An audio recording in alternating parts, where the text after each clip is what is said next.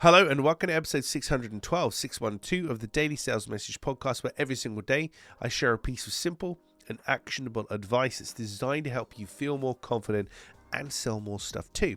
Now, if you're new around here, my name is James Newell and I teach people how to sell for a living. And for me, sales and selling comes in two very distinct parts. It starts with having what I call a clear sales message, being able to articulate clearly and concisely exactly what you offer, which sounds flippant, but if you've ever struggled, you know that's a real thing. And secondarily, it's about having selling confidence, the ability to be relaxed and comfortable and confident in a selling situation. In today's episode, we're talking about how to sell like a restaurant. And there's a couple of things they're doing in particular that you can maybe pinch and use in your own business. Now, one of the first ones is having a special. So today's soup of the day is blah, blah, blah, blah, blah. It always makes you think of Dumb and Dumber. He says, what's the soup du jour? And the lady says, it's the soup of the day. He goes, I'll have that.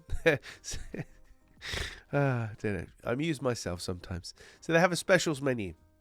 And it's a specials menu, essentially recommendations, right? Recommendations. This is what we recommend you buy, or this is what's popular.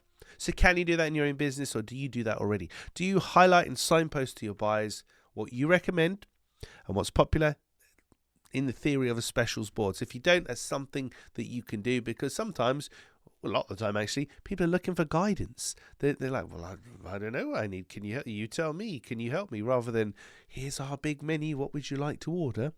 So could you have a specials menu first and foremost?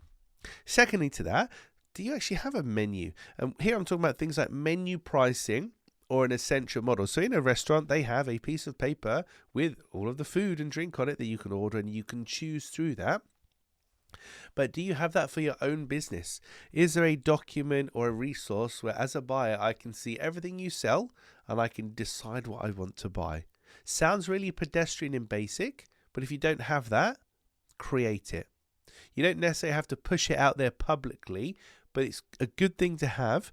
Either as an internal only resource, you can just remember all the things that you're selling and doing and make sure you can make the right choice, or better still, something you can provide to your buyers. You can say, look, I think you should have this offering, this option here.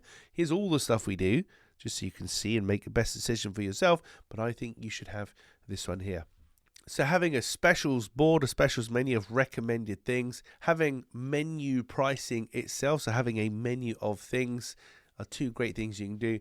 The final one is upselling. Restaurants are really, really good at upselling. They'll come around as soon as you finish your drink, say, hey, can I get you some more drinks? Can I get you dessert? Can I get you this? Can I get you that? They're not afraid to ask people if they want to buy more, if they need more stuff. And I know from my own experience that lots of salespeople and business owners are a bit nervous doing that because we feel like we're imposing. But when you're in a restaurant and you're drinking your drink and it's run out and somebody says, would you like another drink? You say, oh, yes, please. Thank you very much. Do you feel like you've just been upsold and taken advantage of and pushed into buying something? No, probably not. You just feel like, yeah, I want some more of that drink. It's now coming. Thank you very much. If anything, it's a good thing because they've noticed that you've run out of drink and they've offered to get you another one. So don't be afraid to offer more to people. So, I think it's been 6 months since you bought that from us. You've probably run out. If you have, do you want to buy some more, etc.? Whatever that will look like in your business. But don't be afraid to offer people more things, particularly if they're going to need them, because that's not being salesy and pushy. That's just doing a good job and looking after people. And it kind of comes back to this notion from a couple of episodes ago of leaving people better than when you found them. So there you have it. That's how to sell like a restaurant, or a couple of ways to do it. Have a specials menu of recommendations and popular dishes. Have an actual menu so people can navigate through your offering and see what you've got. And notice when they finish their drink. Offer them pudding, offer them dessert. Offer people more than just what they've bought and asked for, because if it's in their interest and beneficial to them, it's the right thing to do, and you can serve them better and also make some more revenue too. Right, that's it for this episode of the podcast. Thank you for listening or watching all the way to the end. Tomorrow, in episode 613, we're going to be talking about how to get people interested in your offering and interacting with you, how to remove the barriers to that. It's a very simple thing, and it's almost certainly or definitely been done to you, but we'll explore that in tomorrow's episode.